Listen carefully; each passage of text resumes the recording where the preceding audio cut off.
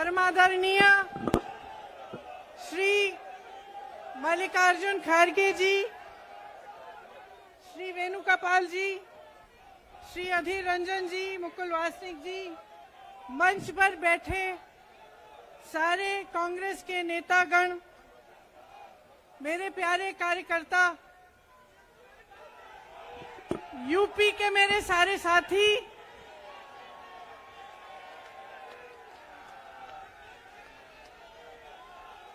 हम आज यहां सुनाई दे रहा है?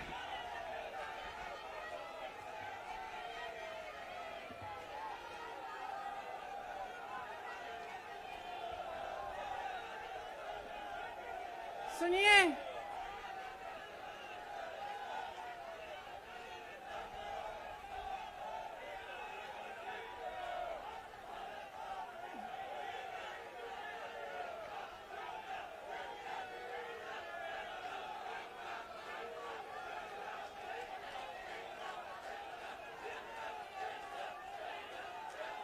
अब बोलूं? इजाजत है? मेरे यूपी के भाइयों, बोलने दो। देखिए, यहां पे बैठे हुए मेरे मन में एक पुरानी बात आई। 32 साल पुरानी बात है। मई 1991 की बात है। मेरे पिता की शव यात्रा तीन मूर्ति भवन से निकल रही थी। अपनी मां के साथ और अपने भाई के साथ हम एक गाड़ी में बैठे थे। सामने भारतीय सेना की एक ट्रक थी, फूलों से लदी हुई थी। उसके ऊपर मेरे पिताजी का शव था। थोड़ी देर काफिला चला, 5-10 मिनट चला, फिर राहुल कहने लगे मैं उतरना चाहता हूं। तो मां ने मना किया। उस समय सुरक्षा का भी बहुत वो था, तो मां ने कहा नहीं, तुम उतर नहीं सकते। राहुल ने जिद की, नहीं मैं उतरूंगा। मैंने मां से कहा मां उतरने दो। राहुल गाड़ी से उतरा, उस सेना की ट्रक के पीछे खड़ा होके चलने लगा और तीन मूर्ति से लेके कड़ी धूप में अपने पिता के जनाजे के पीछे पीछे पैदल चलते चलते चलते चलते यहां पहुंचा। इस जगह से कुछ 400-500 गज दूर यहां पर मेरे शहीद पिता के अंतिम संस्कार मेरे भाई ने किए।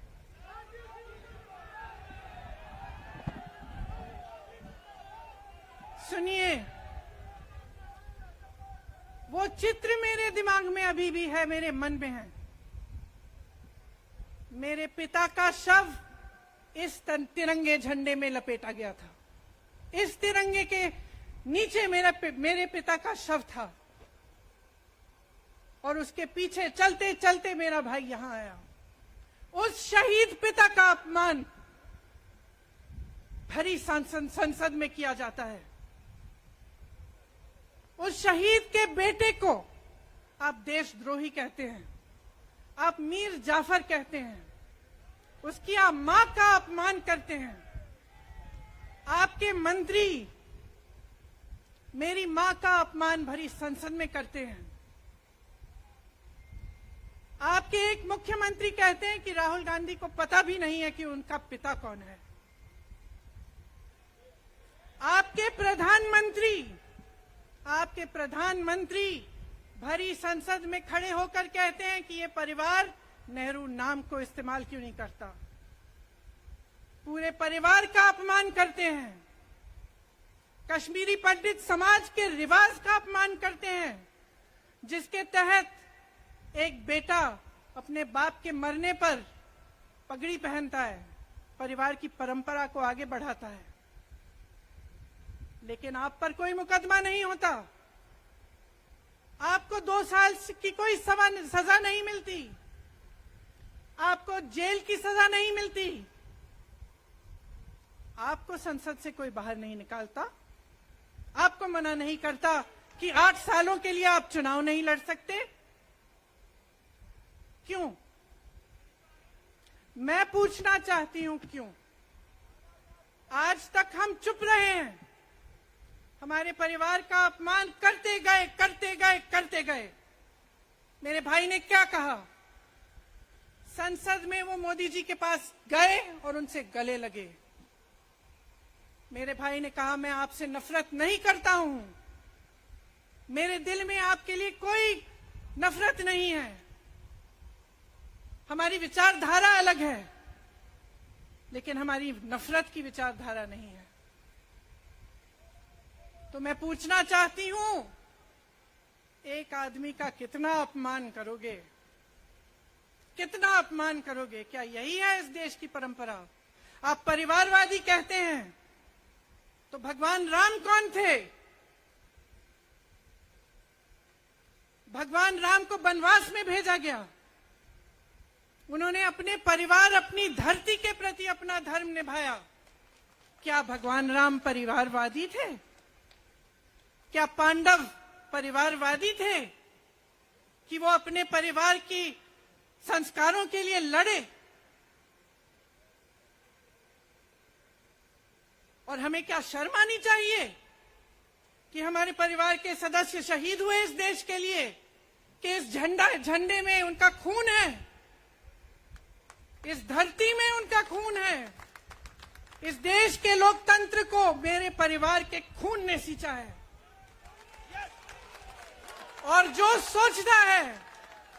सोचता है कि हमें अपमानित करके हमें डराएंगे, हमें धमकाएंगे, जो सोचता है कि तमाम एजेंसियों को लगाकर हम पे छापे मारकर हमसे कुछ भी कर ले, हमको हमें डराएंगे, वो गलत सोचते हैं।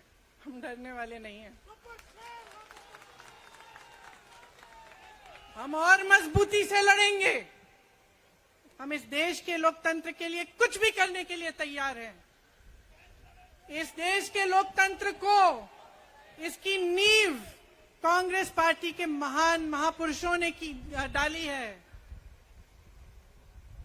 कांग्रेस पार्टी लड़ी इस देश की आजादी के लिए, और आज भी इस देश की आजादी के लिए ही लड़ रही है। कभी कभी मैं सोचती हूं, मुझे समझ में नहीं आता कि पब्लिक क्या सोच रही है। क्या देख नहीं रही है क्या हो रहा है?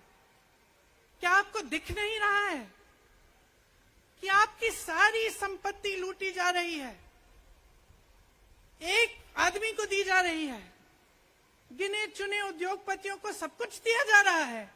किसकी संपत्ति है? ये राहुल गांधी की संपत्ति है, ये आपकी संपत्ति है। ये पीएसयू किसके हैं? किसके लिए बनाए गए? आपके लिए बनाए गए, जो ऐसे एक के बाद एक इनको बेचे जा रहे हैं, दिए जा रहे हैं। इसी से तो आपका रोजगार आता है। छोटे उद्योगों से, छोटे व्यापारियों से आपका रोजगार आता है। किसी बड़े अडानी से नहीं आता। रोजगार नहीं देते, छीनते हैं आपका रोजगार। तो आप समझ क्यों नहीं पा रहे हैं? आप गैस के सिलेंडर के लिए 1000 रुपए दे रहे हैं, और यहां आपकी सारी संपत्ति किसी को सौंपी जा रही है। राहुल गांधी जी ने क्या कहा? अरे कौन सा इतना बड़ा जुल्म कर लिया कि आपसे 2 सवाल पूछ लिए, जवाब नहीं दे पाए ना, घबरा गए। और जो अहंकारी होते हैं, तानाशाह होते हैं, क्या करते हैं? जब सवालों का जवाब नहीं दे पाते तो पूरी सत्ता को लेकर जनता को दबाने की कोशिश करते हैं। जो सवाल उठाता है उसको दबाने की कोशिश करते हैं। आपने कभी सोचा है, आंखें खोलिए, आपने कभी सोचा है कि ये पूरी सरकार, ये सारे मंत्री, ये सारे सांसद एक आदमी को बचाने की क्यों इतनी कोशिश कर रहे हैं? इस अडानी में है क्या कि इसको आप सारी संपत्ति दे रहे हो देश की? 20 हजारों करोड़ शेल कंपनियों में इनकी हैं, और आप इन पे इंक्वायरी नहीं कर सकते। ये अडानी है कौन कि आप सब उनका नाम उठते ही बौखला जाते हैं और उनको बचाने में लग जाते हैं? देखिए, आप इस देश के देशवासी हैं, ये देश आपका है, ये लड़ाई आपकी है। आज तमाम नौजवान बेरोजगार क्यों हैं? हम इश्तेहार तो देख रहे हैं, होर्डिंग देख रहे हैं, मदर ऑफ डेमोक्रेसी लिखा है, कहते हैं कि हमारी अर्थव्यवस्था बहुत तेजी से आगे बढ़ रही है, तो इतने नौजवान बेरोजगार क्यों हैं? तो जहां जहां हम जाते हैं बेरोजगार नौजवान क्यों दिखते हैं? इतनी महंगाई क्यों है? इतनी महंगाई क्यों है? क्या आप इतने बड़े काम कर सकते हो लेकिन एक गैस सिलेंडर का दाम कम नहीं कर सकते? आप छोटे व्यापारियों की मदद नहीं कर सकते? आप रोजगार नहीं बनवा सकते? तो फिर आपकी सरकार किस काम की है? लोगों को दबाने के लिए है या अडानी जी को आगे बढ़ाने के लिए है? तो आज ये समय आ गया है कि हमें गंभीरता से सोचना पड़ेगा। ये सरकार पूरी कोशिश करती है कि आपका ध्यान भटकाया जाए। अब आप सोचिए, कन्याकुमारी से कश्मीर तक एक आदमी चला, उसके साथ लाखों लोग चले, क्या पैगाम लेके चला? किस लिए चला? उसके दिल में क्या भावना थी कि लाखों लोग देश भर से उससे जुड़ के चले? समता, एकता की भावना थी। आज आपके सारी मीडिया, आपके सारे मंत्री, आपके सारे सांसद, आपके सारे कार्यकर्ता कह रहे हैं कि राहुल जी ने विदेश जाकर देश का अपमान किया, राहुल जी ने एक वर्ग का अपमान किया।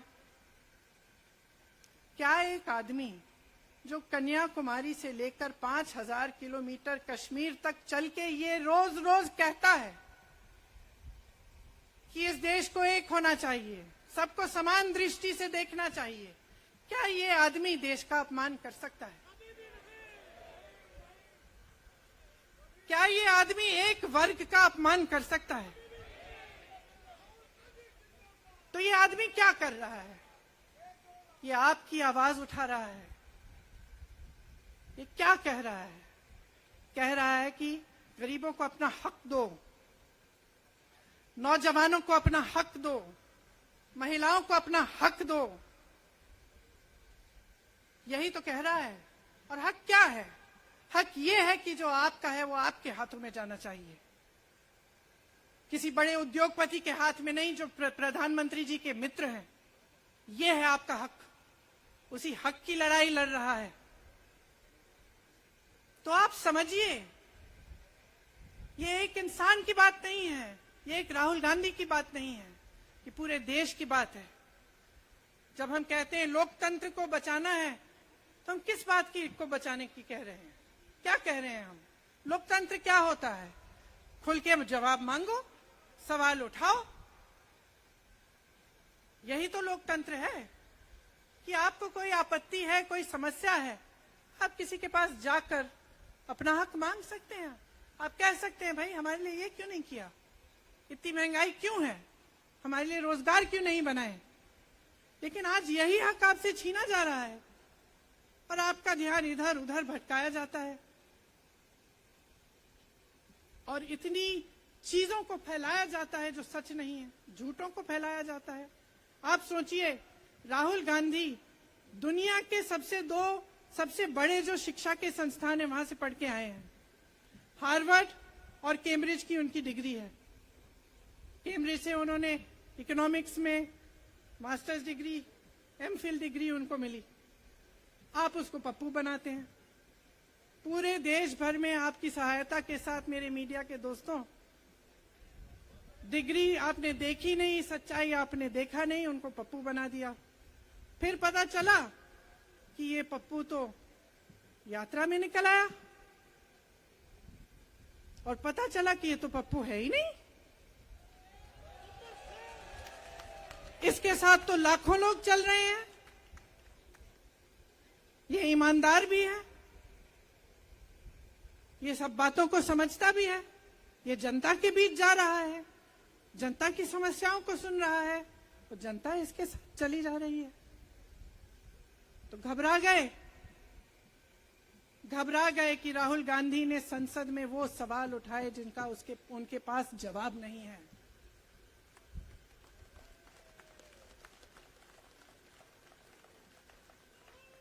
क्या किया सुन लीजिए।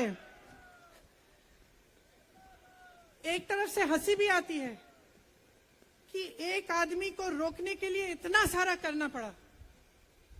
जिस आदमी ने राहुल जी के खिलाफ सूरत में कंप्लेंट लगाई, आपको मालूम है कि पिछले साल उसने खुद कचहरी में जाके बोला इस पे आप स्टे लगा दीजिए। एक साल के लिए अपने ही केस पे स्टे लगवाया। फिर वापस कब गए केस खुलवाने के लिए? राहुल गांधी के संसद में अडानी पे के भाषण देने के एक हफ्ते बाद वो आदमी वापस जाता है, कहता है केस खोल दी, सुन लीजिए अब हम तैयार हैं। 1 महीने के अंदर अंदर जज कह देते हैं कि राहुल गांधी को 2 साल की सजा मिलेगी। आपने देखा इस देश में कितने केस हैं कि जेल में 10 साल के लिए पड़े रहते हैं, उनकी सुनवाई नहीं होती। ये तो सुनवाई भी फट से हो गई, जजमेंट भी फट से हो गई, सजा भी फट से हो गई। और आपने कह दिया अगले दिन कि 8 सालों के लिए ये चुनाव नहीं लड़ सकते, संसद से बाहर कर देंगे इनको। वाह वाह वाह वाह वाह वाह, बहुत धैर्य है आप में।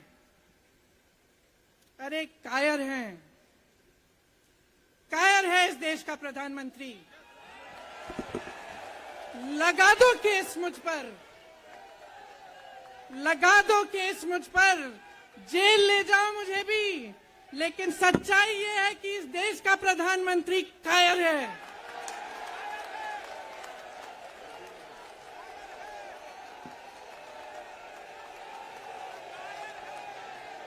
अपनी सत्ता के पीछे छुपा हुआ है, अहंकारी है। और इस देश की बहुत पुरानी परंपरा है, इस देश की बहुत पुरानी परंपरा है, हिंदू धर्म की पुरानी परंपरा है कि अहंकारी राजा को जनता जवाब देती है। और इस देश की बहुत पुरानी परंपरा है कि अहंकारी राजा को ये देश पहचानता है। मेरे परिवार ने मुझे एक चीज सिखाई है कि ये देश दिल से बोलता है और दिल से सुनता है। ये देश सच्चाई को पहचानता है।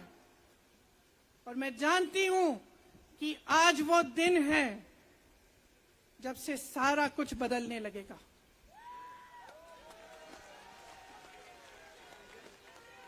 मेरे मीडिया के साथियों, मैं आपसे कहना चाहती हूं, बहुत हो गया है, बहुत हो गया है। मैं जानती हूं आप पर कितना दबाव है। मैं जानती हूं कि आपको लाइन भेजी जाती है कि आज आपको ये कहना है, आज आपको ये लिखना है। लेकिन आपकी एक बहुत बड़ी जिम्मेदारी है। आज लोकतंत्र खतरे में है। अगर सरकार सवाल उठाने वाले को 8 सालों के लिए संसद से निकाल सकती है, अगर कह सकती है कि तुम्हें चुनाव लड़ने की ही इजाजत नहीं है, तो बहुत गड़बड़ है, बहुत गलत हो रहा है। और ये लोकतंत्र के लिए ठीक नहीं है, ये इस देश के लिए ठीक नहीं है। जब आप पत्रकार बने, शुरू में जब आप काम के लिए आए, तो आपके दिल में भी ये होगी बात कि देश के लिए मैं सच्चाई बोलूंगा, मैं सच्चाई बोलूंगी। आज आप बोल नहीं पा रहे हैं, हिम्मत करिए, खड़े हो जाइए आप भी। और जैसे खड़गे जी ने कहा कि तमाम पार्टियों ने आज अपनी आवाज उठाई है, उनका हम सब धन्यवाद देते हैं। और हम सबको एक होना पड़ेगा। इसलिए होना पड़ेगा क्योंकि आज ये देश खतरे में है। आज इस देश की सारी संपत्ति एक आदमी को सौंपी जा रही है, और उस आदमी को बचाने के लिए पूरी सरकार खड़ी हो जाती है।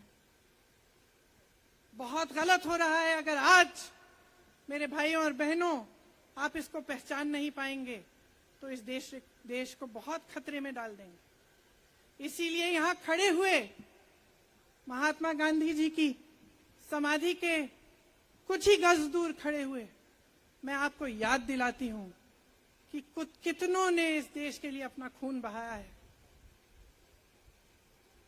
कितनों ने इस देश की धरती, इस देश की आजादी के लिए अपना खून बहाया है। ये अफसर हैं यहाँ तैनात खड़े हैं, इसी तरह से इनके भाई सरहद पे खड़े होते हैं हमारे लिए, आज भी अपना खून बहा रहे हैं। क्या इसके लिए? क्या अडानी जी के लिए?